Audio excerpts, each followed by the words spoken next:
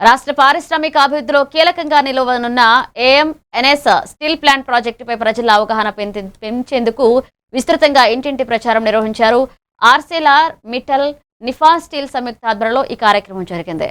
అనకాపల్లి జిల్లా నక్కపల్లి మండలం బంగారాయపేట వద్ద రాబోయే మార్చి 23, 2026 సాయంత్రం 4 గంటలకు భూమి పూజ జరగనుందని తెలిపారు. ఇక 1,35,964 కోట్ల భారీ పెట్టుబడితో నిర్మాణం కానున్న ఈ ఇంటిగ్రేటెడ్ స్టీల్ ప్లాంట్ ద్వారా సుమారు 55,000 మందికి ప్రత్యక్ష పరోక్ష ఉపాధి అవకాశాలు లభించనున్నాయని తెలిపారు.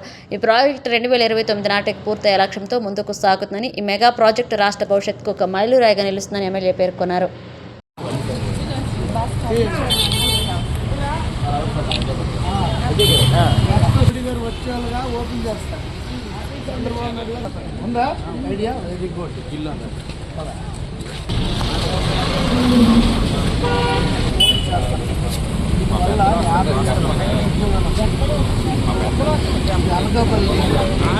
మేము ఇచ్చాం కదా 10,600 జాబులు గవర్నమెంట్ బాబా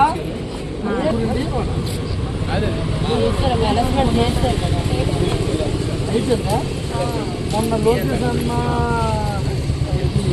ఉగాదికి జాబ్ క్యాలెండర్ అనౌన్స్ చేశారు. చూసావా లేదా? Job calendar